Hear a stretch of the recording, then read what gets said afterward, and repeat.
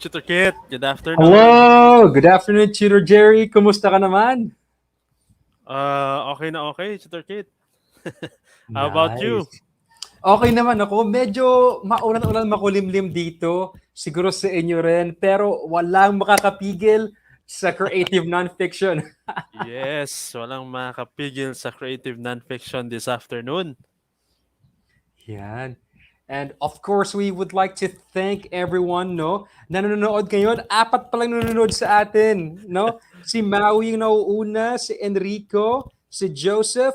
But hey, guys, make sure na i-share ninyo sa inyong mga GC, sa inyong mga classmates ang ating session so that dumami tayo. Ayan. Yes, kailangan nating dumami, Tutor Kit. Para That's sa right, Tutor ekonomiya. Jerry. Para sa ekonomiya ng Pilipinas. Okay. So, oras na naman para mag-shoutout tayo before we begin. So, Tutor Jerry, may Yes, gusto ka I'll bang do the honor. i-shoutout dyan? Yes. Yes. A quick shout out sa mga school heads ng San Mariano 1 District and San Mariano 2 na nagkaroon kanina ng training workshop on the crafting ng kanilang AIP at Wow. work and financial plan. Hello po sa inyong lahat. Hello. Wow. How about you, Hello Tutor din. Kit? Of course, hello din sa mga teachers ng Cristo Rey High School sa Capas Tarlac under SDO Tarlac Province.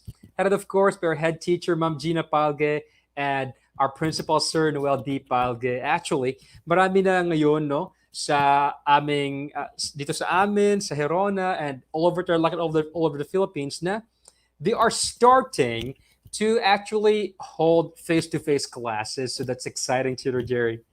Yes. Same with the division of Isabela, Tutor Kit. We are Yes. actually parang nasa kwan na kami.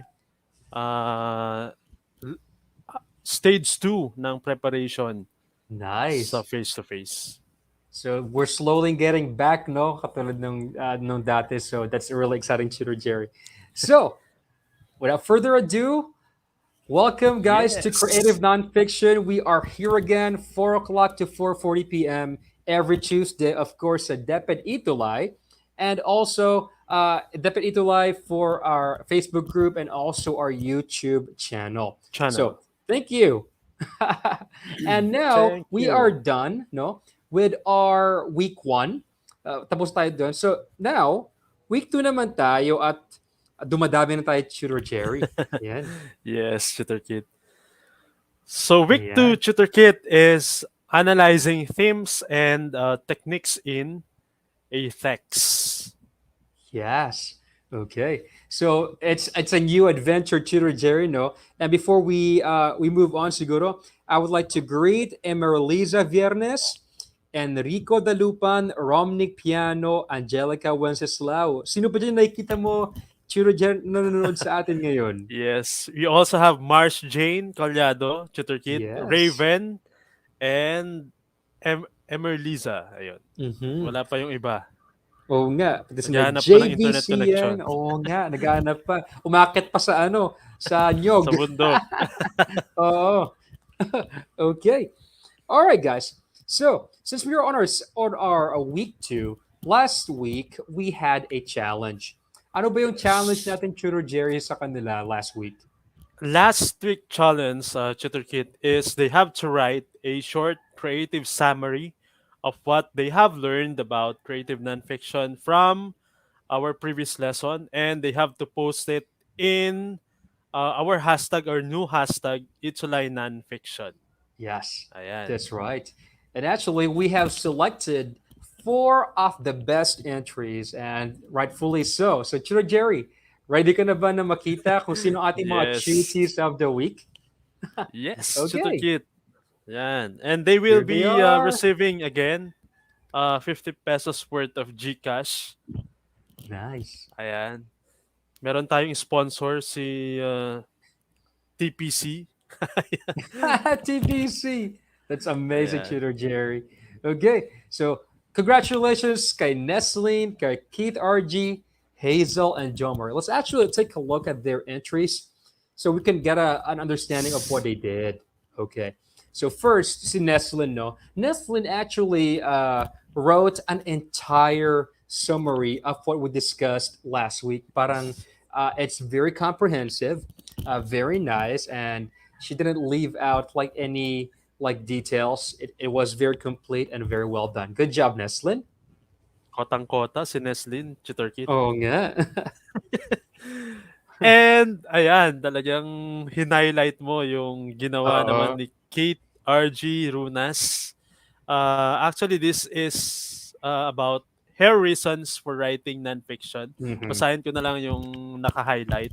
Yes, Sabi niya, please. but leaving bits of yourself behind a certain period while our rushes and moments snuff out is what I have learned about holding into time. I can make it out of my ano to? Crocheting, Crocheting, parang gano'n. crochet, crocheting words, and my knitting sentences. Ang ganda ng mga words ni Oo. Kate RG. Nakakalula. Totoo. Ayan, Okay. Chitter Kit. And I think very very insightful ito na, and it's Yeah. really apt for nonfiction. Yung Yes. this kind of style of Very writing. comprehensive. Napaka Yes. pang-feature. Totoo pang feature talaga siya. And also Hazel G Mateo. This is actually a lot shorter and but really comprehensive too. And she's actually had like a summary of what she learned about nonfiction. And my favorite part here is nonfiction allows us to express ourselves by reminiscing about the things we have encountered. So memory plays a huge part in Hazel's work. Okay. Good Sabi ni job. Enrico, next time siya naman daw. Enrico, ya? Yes. Okay. Ayan. Actually, this four, medyo Mm-hmm. mas madetalye kasi Tutor Kit yung kanilang Mm-hmm. mga ginawa. Just like this one, the last one, it's from Jomari Sibal. It's also detailed from Mm-hmm. the first part of our discussion up to the end of our discussion last Tuesday. And so, Yes. congratulations sa kanilang lahat, Tutor Kit. Congratulations, guys. Abangan ninyo ang inyong mga premyo. Ayan. And also, we encourage everyone who's watching today Yes. na abangan ninyo ang ating challenge of the Of week. the week. Yan. Yan. Para naman Okay. may chance kayo na mapili next time. Oo, sayang yung 50 pesos na GCash. Okay. Flash review tayo, Tutor Kit. Okay. Ready na ba ninyo ang inyong mga keypads saka inyong mga keyboards dyan to answer our flash review? This was from Yes. our discussion last time. So let's see. Let me read the instructions, okay? So for the flash review, you need to identify whether the following descriptions are for fiction or nonfiction. So that will be your answer, either fiction or nonfiction. And then type your answers in the comment section. Ready to buy? Okay, Ready ready na na, Tutor sila. Kit. All right. Chiro Number Jerry? 1. So, sabi dyan, written as accurately and as truthful as possible. Research may be used to increase accuracy and credibility. So, is it fiction Ayun. or non-fiction? Yes, Ayan. what do you guys think? Okay. So sometimes, if we're not sure kung ano talaga yung nangyari, we can actually perform some research so that we can be as accurate as we can. Yes. Yes. Mm-mm. Ayan. Some answers, Tutor Kit, non-fiction according to Jomari, Yes. Julian, Hazel, all of them actually answered Yes. non-fiction. Let's see if non-fiction nga siya. Correct! Joseph, Non-fiction! yes. Congrats, Joseph guys! also answered non-fiction. Yes, pati si Charmy, si Keith RG, at si at si Uh, Maui. Thank you. Good job, guys. Number nakinig, two, Turo nakinig Jerry. kayo. Nakinig Number sila. 2, the author creates and manipulates the plot based on his or her uh, whim or imagination. Is it fiction or non-fiction? What Ayan. do you think? Ayan. Enrico answered fiction. Ayan. Ang bilis ni Enrico. Tama kaya? Tama kaya? Let's see. Okay. So, let's see if it's actually nonfiction. Okay. It's actually fiction. Fiction. Very good. Okay, very good, guys. Very good, Joe Marie. Very good, Hazel. Uh, if you're an author and you just create stuff, no, or just manipulate the plot based on your imagination, so it's fiction. Next, Judo Jerry, Third, ilan na kayang viewers natin, Tutor Kit? we Dialogue have is 43. yun. Dialogue is written verbatim, word for word, or recreated for to the best of the author's memory. Mhm. Again, fiction ba yan or non-fiction? Yun bang yung dialogue, kung ano yung narinig mo, yun talaga yung isusulat mo, word for word or verbatim. Ayan, ano kaya, no? Nanguna si Enrico, non-fiction. Non-fiction ba? Sino pa yung Is it nagsagot, Chiro non-fiction? Jerry? John Marie Joseph, too. yes. Myra, Tutor Kit. Mm-hmm. Marisa, And Charmy as well. So maybe let's reveal now the answer. And the answer is actually yes, nonfiction. non-fiction. Okay, number 4. Number 4, the personalities of the characters are as they are in the real life scenario. Yan. Is it Yes. fiction or non-fiction? So the characters that we have in nonfiction like texts, they not only resemble, but they are totally are the exact same personality as the characters in real life. Ayan. Ano kaya? Ang bilis nila, Tutor Kit. Ang bilis nga nila, pero medyo nahuhuli ata yung ano ko. Sure, Jerry. Non-fiction is kuha na sila. Halo-halo na yung kanilang sagot, Tutor Halo-halo Kit. na, ayun na. Sabi ni Angelica, Nagkatalo na. non-fiction. Mhm. Sabi ni Charmy, non-fiction din. Sabi ni Joseph, fiction. So let's see through Jerry kung ano talaga yung sagot. And the answer is non-fiction. Yes. Ayan. Thank you. So remember, guys, it's actually fiction if the characters are like a combination of different characteristics. Now, they are based on real life. Pero if you basically lift a real life person and put them on the page of your text, then non-fiction siya. Thank you so much sa lahat ng sumagot. Good job, guys. Good job. At kinain ng 10 minutes yung ating last review, Tutor Kit. Grabe ano, Ang bilis, kabilis. Tutor Kit. Yes. Okay. Well, anyways, we now go to our discussion about analyzing themes and techniques, guys. And hopefully makinig kayo ngayong araw na ito because we will teach you how to do exactly the analysis ng themes and techniques. And to start that off, maybe we would have to first understand and describe what is theme and what And is techniques. technique. Okay, let's Yeah. see, Tutor Jerry. Yeah. Nag-effort na naman si Tutor Kit dito sa ating PowerPoint. Ayan. So, Tutor Kit, theme. The definition of theme and our ano to? Our source is the main idea or underlying meaning a writer explores in a novel, a short story, or other literary work. So you have the keywords, main idea, and then underlying meaning. That is theme. Yes, that's right. Actually, we have discussed this before in creative writing. And in every Yes. story, there is a theme. Usually, what I do to find out what the theme is after I read a story, I ask myself, what did I learn? What message did I receive, or what insights did I get after reading the story? So, kung ano yung sagot mo doon, usually that will be the theme or the main idea. Tama si Si Enrico. Ayan. Enrico.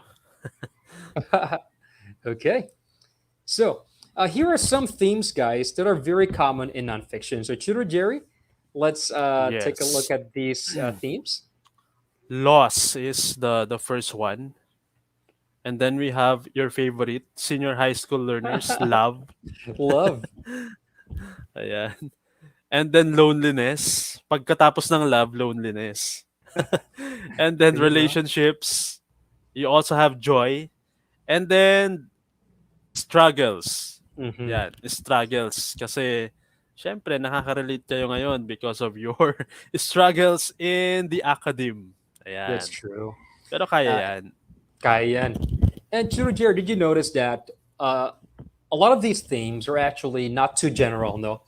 They're actually very personal, kind of low key, na naranasan ng mga tao at this moment. And especially Yes. you teenagers, no? You may experience loss at the moment, love, relationships, or insights about relationships. So yung theme na nonfiction are very personal and very specific to your experiences. So hindi siya kasing laki ng sa fiction na death, war, ganun, no? Uh, Yes. it's very personal, no? Hello pala kay Sir Junjun Ramos. Yes, sir. Ayan. Hindi ko nasagot yung kanyang call kanina because nag-MC ako doon sa training. Wow. Sir Jerry, that's amazing. Hello, Sir Okay. Junjun. Okay. Now let's go to techniques. Techniques, Tutor Jerry. Ano ba itong mga ito? Yes. When we say techniques, these are specific, deliberate constructions of language which an author uses to convey meaning. Ayan, Tutor Yes. Kit. Okay. So when I think of techniques, guys, I think of how an author writes the story. No, so for example, if you had the theme of love, for example, how you relate your experience about love, how you use language to write that experience is basically your technique. Sa Tagalog, yung pag sinabi mong technique, yung mga pinagbabawal na mga paraan, jokes lang, techniques, parang superpower, something like that. But it's a way of doing things. Hello po pala Yes. kay Ma'am Charmaine Gabang from SDO Nova Ecija. Hello. Wow. Hello, ma'am. Parang yung techniques, Tutor Kit, when I heard your speech during our Thought Master last Saturday, parang ganun. Ang tibay, ano? Ang tibay. Okay. Impromptu. Yan. So, Chiro Jerry, these are some of the techniques na pwede gamitin natin. Yes. The following are figurative language, characterization, imagery, and dialogue. Actually, we have a lot, Tutor Kit, but then we'll have Totoo. to stick with these four because I think these are the most important when it comes to mastering the techniques in literary That's true. masterpieces. Saka Chiro Jerry, hindi natin kaya i-discuss lahat sa isang ano. Yeah. Isang Ayan. linggo yun eh. Baka hindi pa kayanin na Totoo. isang linggo yun, Tutor Kit. Kaya we thought, no, Chiro Jerry and I thought that we could focus on four of these, and then maybe in your classes, guys, you can use some other techniques, no? So it's not limited to just these four. But for the purpose of time, we'll focus on these four: figurative language, characterization, imagery, and dialogue. These are familiar techniques na discuss na natin sa creative writing, di ba? Yes. Okay. So, in our analysis, guys, we will determine first the theme, no, or the main idea, and then we will also determine the techniques that the author used in developing that theme. So, tuturuan namin kayo ngayon kung paano Yes. mag-analyze using theme and technique. At actually, meron kaming ginawang table para dyan. Yes. Ginawa actually ni Tutor Kit yan. Yeah. So we have the theme and then techniques. Malalaman nyo yan later on when we have the text para Yes. ma-classify natin. Tama, Chiro Jerry. And actually, we will be reading some text today. And then habang nagbabasa tayo, guys, pwede kayo mag-take down notes, no? Kunin niyo yung mga papel saka mga ballpen ninyo. Yes. Then if you can find out the theme, you can write down the theme. And then if you can find out the figurative language used, characterization, images, saka dialogue, you can write them down as well. For now, Yes. maybe you can find at least one of each technique. One figurative language, one characterization, one imagery, and one dialogue. Parang ganon. Ayan. Ready na ba They tayo? have yes, they have to do so, Tutor Kit, because I require them to have the challenge of the week every Tuesday. They have to Nako po. watch. Ayan, very good tutor, Jerry. Nako, salamat. Okay. So our first nonfiction text is called The The Dresser from dresser. Deb Worling. This is actually from brevitymag.com, a really good source for short nonfiction. All right, so let's see. Okay, guys, pwede nyo kaming samahan ni Tutor Jerry habang nagbabasa kami, no? Yes. And then mag-take down notes tayo. Okay, Tutor Jerry, are you ready? Yes, Shooter Kit. Okay, Ako good. ba mauna? Okay. Yes, please. Greggy, my grandmother, brushed her arthritic fingers over the corners of Papa's dresser top where the stenciling had worn away. He rests his hand here every day while he picks out his socks, she said, laughing. His rub off the paint.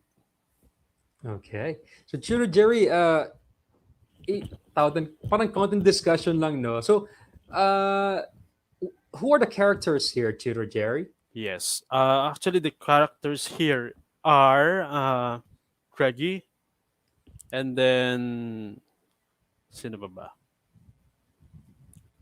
Parang yung father. Yes, oh, yung father. And also the narrator, no? So, tatlo sila dito. And Yes, the the narrator is narrator. telling the story about her grandmother. Okay, notice, guys, the details about like Yes, arthritic the things that are fingers. being Mhm, emphasized. totoo. Okay. Yung stencil, no? O yung parang pintura ng dresser top na nagwo-worn away na siya. Ayan. Okay. Let's keep reading. Okay. Tutor Jerry? Papa shrugged and gave me a wink. At 13, I had no concept of time outside the present and couldn't imagine the dresser top any other way. In my moment, as an insider to their joke, I couldn't imagine us any other way. Okay. Ayan. So if you notice this, guys, no, while you're reading, you can think of the techniques here. For example, Yes. Papa shrugged and gave me a wink. So what kind of character is the father? Is he serious? Is he a Yes. jokester? Kind of like that, no? Okay. So, and then sabi dito, I couldn't imagine us any other way. All right. So this is spoken from like a younger perspective. So the author here, ay bata pa siya, no? And now let's go Yes. move on. Okay, Tito Jerry. 40 years later, oh yeah, from 13 to 40 years, my parents have that same Hitchcock dresser in their guest room. And now, mom gazes at me through wide rimmed glasses and asks, "Do you want it?" She holds a pen over her list of things to give away so she and my father can downsize into a retirement community. Wow. So 40 years later, Tito Jerry, ang bilis bigla, no? Ang bilis bigla. Okay, Because it's a short text. that's true. And still, we have the same object here, no? The dresser. It's the same Yes. dresser. Hindi siya And the mom nawawala. now, di siya nawawala. And the mom now is asking, do you want it? Uh, Now, the reason why the mom is giving away this dresser ay para kasi the mom and the dad are now moving to a retirement community. Tanda na sila. Parang set up sa United States ano, Kid. Oo, parang ganun, Cheater Jerry. So, bigla na lang, bata siya noong una, tapos bigla, matanda na sila. Yes. Mag-retire na sila. And then, Yeah. this is the final, Cheater I look Jerry. at the place where little painted hearts fade into a golden maple, where the act of living is so visibly a process of wearing. I place my hand on the spot and hold the pause for just a moment, long enough to bring Papa back to me, long enough to recognize with surprise how one crooked finger turns toward the wood. Okay. Ayan, Tutor Kit. Okay. Guys, this may be a difficult reading, no? But if you try to understand every single sentence, this will actually make sense. So, for example, Yes. the first paragraph here is very profound. I look at the place where little painted hearts fade into the golden maple. So nagfe-fade na yung parang pintura, yung drawing ng golden hearts. And then, where the act of living, o yung buhay natin, is so visibly a process of wearing. Parang yung katawan daw natin, parang siyang pintura, no? Parang siyang pintura sa dresser na kung saan, as we live, we age, we grow old, and so we wear down. Parang ganyan. So, Yes. ayan. So, now that we're done reading that, let's now go back to this table. Okay. Yes. Guys, we need your help here. Magsimula tayo sa theme. What do you think is the theme of the reading that we just that Ayan. we that we read?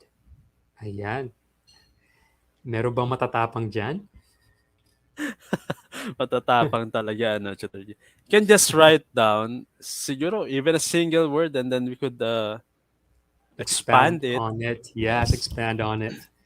Yes. Theme. Ayan. Wala pa, Tutor Kit. Wala pa. Siguro, Nag-iisip pa habang sila. nag-share kayo guys, mag-share din ako ng kung anong natutunan ko dito. Ayan, ito si Yes. Jerry, natutunan ko. Ayon sa akin, this is just my opinion, no? This would be different from your opinion. That life is fleeting and temporary. We wear and fade as we age. Ito yung, parang yun yung message, yung theme ng story para sa Yes. akin. Ikaw, Churo Jerry, para sa'yo, ano yung parang lesson ng story? Actually, Tutor Kit, isa lang yun eh. It has something to do with chains. Hindi natin Mhm. ma-stop. Walang borders na makaka-stop sa chains na mangyayari within our cycle, the cycle of our lives. That's true, Churo Ayan. Jerry, no? And honestly, we go back like last 10 years ago, wala pa akong wrinkles, wala pa akong ganito, masaya pa yung buhay, wala pa akong problema. Bakit Masaya pa ngayon? talaga. Maraming school works, paper works, pero nag-enjoy naman. Yes, Ganun kasaya okay. sa DepEd. So yeah guys, that's an example of a theme. So yung mga techniques Yes. naman na ginamit ng author are the following. Figurative language, I noticed na he used the metaphor of the stencil or the paint fading. Parang metaphor siya ng buhay. Parang ganon. Yes. Okay. And Churo Jerry, an example of characterization. Characterization, the narrator was innocent in the beginning, and then Mhm. as the story, as the text passed by, nai-emphasize niya kung saan siya patungo. Mm-mm. Parang ganon. Sabi nga ni Joseph mo, metaphor, life is temporary. We wear as we age. That's true. That's a Wow, very figurative good. language. Thank you. Very Ayan. good, Joseph. So when I think about imagery naman, guys, I usually look at images or objects that have like symbolism. And I saw this. Little painted hearts fade into the golden maple. Di ba yung hearts, they are symbolic of love, no? They're kind of like fading away physically, but internally, no? Kahit mawala yung parents natin, their love for us Will uh, remain. will remain. Ayan. Yes. And then dialogue, he's rubbed off the paint. It's like us rubbing the paint as we age. Yes. Daming symbolism. Sana Okay. nakarelate kayo. Oo nga, guys. Tayo Ah, lahat na nakarelate kasi tayo yung tumatanda, Churo Jerry. tatanda rin sila, Tutor Kid. Oo. So, actually, this is just uh, an example of an analysis na ginawa namin, guys. Depende dun sa sa nasulat namin sa theme and then techniques. So, Churo Jerry, can you read us this analysis, please? Okay, Tutor Kid. Hindi na kayo mahirapan because nakakwan siya. Ah, may kulay na. The Oo. dresser explores the theme of life as fleeting and temporary. And then the narrator uses the imagery of fading paint and stencils of the dresser as metaphors for aging. The narrator was an innocent and naive 13-year old at the beginning, and then later in the story, she realizes the full weight of AIDS wearing down the people she loves when she saw the fading stencils on the dresser. So that's how Nice. you analyze your uh, text later on. The text, our challenge actually, later Mhm. on. Yes. So you will be writing something like this. If you notice, guys, we started with your theme. You explained the theme. Afterwards, you explained how the narrator or the author used all of these techniques in order to explain the theme. Ayan. So, Yes. hindi mo kailangan ilagay lahat ng techniques. You can maybe choose two or three as long as you explain how the narrator did it. Ayan. So we will be reading another text, and this actually I wrote this actually, Chino Jerry. Okay, and Ganun katindi ang tutor kit. and hopefully you will like this. Yes, of course, tutor kit. Okay, Chino Jerry, let's oh, may sinabi si Neslin, sabi niya. Ay, pwede mong basahin, Chino Jerry? Yes, tutor Medyo kit. ma-viral Sabi naman ito. niya, aging is a part of our lives. It's inevitable, and we're all gonna go through this phase, carrying the luggage of our temporary memories as we embark to the other chapter of our existence. Parang Ah, kwan lang yan, beautiful. creative nonfiction. Pabago-bago tayo every week. Pero, That's meron true. tayong natututunan with That's true. our daily living. Yeah. And Ayan. that's what's Very important good, no sa Nestlin. aging. Thank you, Neslin. All right. Let's now go to My Mom Cooks. And pareho kami ni Tutor Jerry no na mag-ano dyan, na magbabasa. Yes. Okay, let me read it this first and listen carefully. My mother would boil a pot full of coconut milk, gently simmering with bite-sized chicken, diced carrots, sayote, and potatoes. She called it Chicken Maryland. Hello, Ma'am Nova. Hi, Mom Biglang Nova. nag-pop up yung Nakaka-pressure. message ni... Yes. Next to the kit, it is a creamy ulam my siblings and I fight on the dining table over many a Sunday after church. Over discussions of who came late and how our dog Midnight Dog another whole summer in the garden. Okay. So the best way, guys, to actually internalize this kind of text is to picture yourself in the same scenario as well. Nag-aaway ba kayo ng mga siblings nyo sa ulam?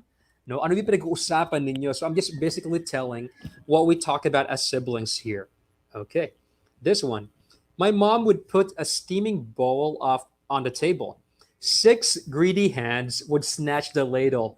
Yung ano yung Six, pansandok. I six scoop a cup greedy of hands. steaming rice. Oo nga. Push the carrots, sayote, and potatoes to the side of the plate and eat the chicken bits. Sinabi ko to kasi hindi ako kumakain ng gulay. Nabuking Junior Kit.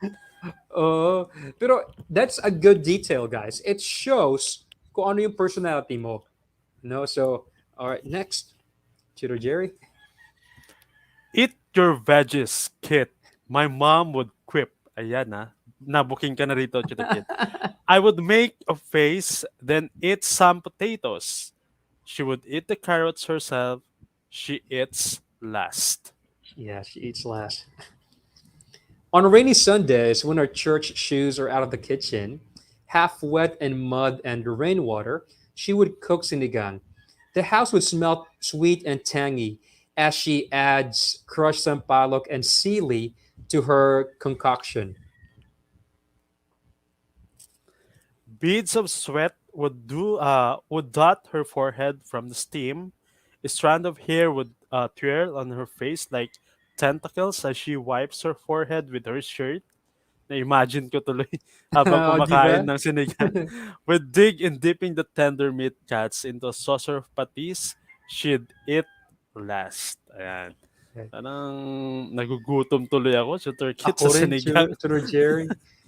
If you notice, guys, inulit ko yung she'd eat last. Okay, so because I wanted to prove a point here. One time, I asked her casually between mouthfuls of her nilagang baboy just why she'd eat last. She shrugged, scooped some potatoes from the bowl, and put them on my plate. I stabbed one with a fork and took a bite. Hmm, so good, I told her. I love your cooking, Mom. She stared at me, a smile forming on her lips. This is why I ate last, she answered. Okay. That's Ah, the end. galing. The end. Okay. So once again, we will now uncover, no, ano ba yung theme? What are the techniques that the author used in discussing this theme? Okay. So, dahil wala tayong oras masyado, For 34, Tutor Kit. oo nga, we will reveal the theme. But remember guys, pwedeng iba yung theme ko sa theme ninyo. Kung ano yung natutunan ninyo, Yes. it's totally fine. So for me, this is the theme. A mother's cooking is a form of selfless love and service to her kids. Doon pinapakita ng nanay ko yung kanyang pagmamahal. Ayan. So sabi ni Enrico, she likes vegetables and soup. Pwede rin yun siguro. Ayan. Yes. Okay. All right. So, Tutor Jerry, what about our techniques? Yes. First, we have the figurative language, synecdoche, I think it's the yes. hands grabbing the ladle. Yes, sir. Ayan. Okay. Ano bang For synecdoche, corrector, Tutor Kit? para ano siya, synecdoche? Parang ganun. Ah, Synecdoche? Synecdoche, synecdoche of friends. yes. Parang. Parang Synecdoche sa means, Filipino, ano to? ano, Ano ba sa Filipino yan, Tutor Kit? parang ano siya, sir, kapag, parang part ng katawan, nire-represent niya ang mga tao. Ah, So, for example, yung greedy eyes looked at the yes. food. So, alam natin na hindi siya yung lumulutang na mata, kundi mga tao siya. Pero sinasabi lang natin ay part lang ng tao. Ayan. Okay. Now, guys, for characterization, the mom is selfless and enjoys serving her kids. Ito lang yun ako. Kumuha ako ng isang character, and then I told you uh, what kind of character she is. And then for imagery, gusto ko yung image ng mom ko na nagpapawis siya habang nagluluto. Kasi it means na pinaghihirapan talaga niya. Yes. Then yung last tutor, Jerry? This is why I ate last. That's a dialogue. Madali niyong classify yan because of the quotation marks. Yes. And honestly, for dialogue, guys, you look for repeated dialogues. Yes. Ayan. And this is an example, no? My mom cooks discusses the author's mom's selfless love and sacrifice to her children through cooking. And this is actually the theme. The image of the mom sweaty while cooking symbolizes her willingness to sacrifice for her children.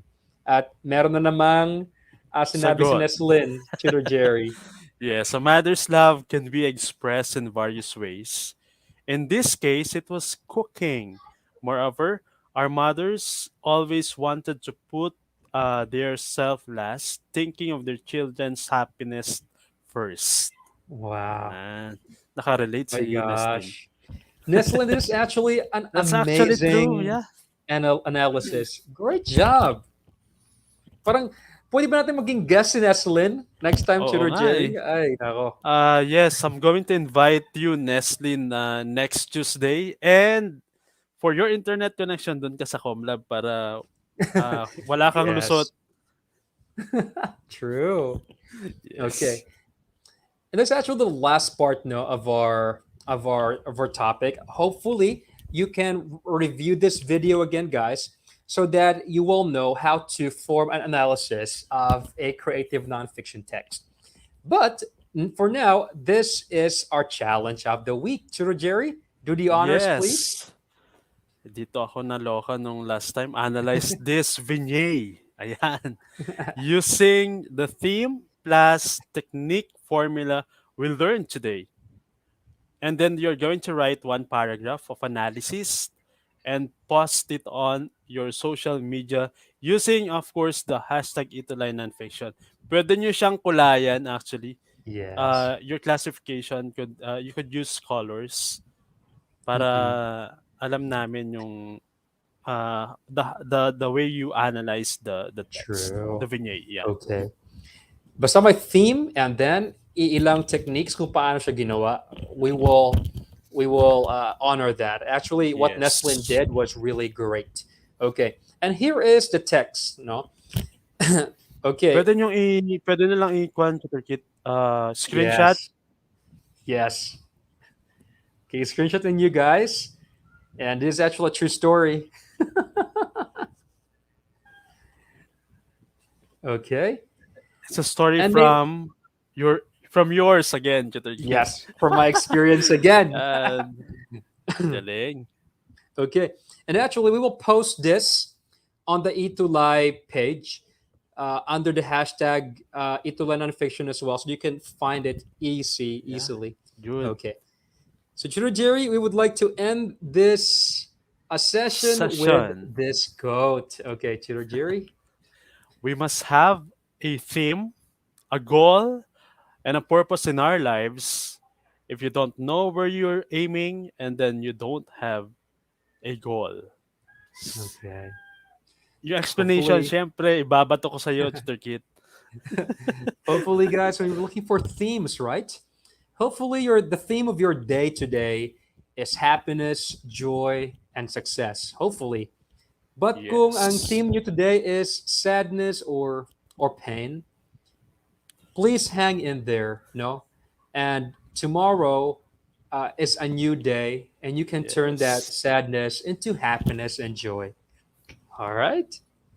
Thank you, Chiro Jerry, and thank you, everyone, Thank and thank you, you. everyone. Salamat sa mga senior high school Yes, learners na sumabaybay sa atin at nakipag-participate today, Tutor Kit.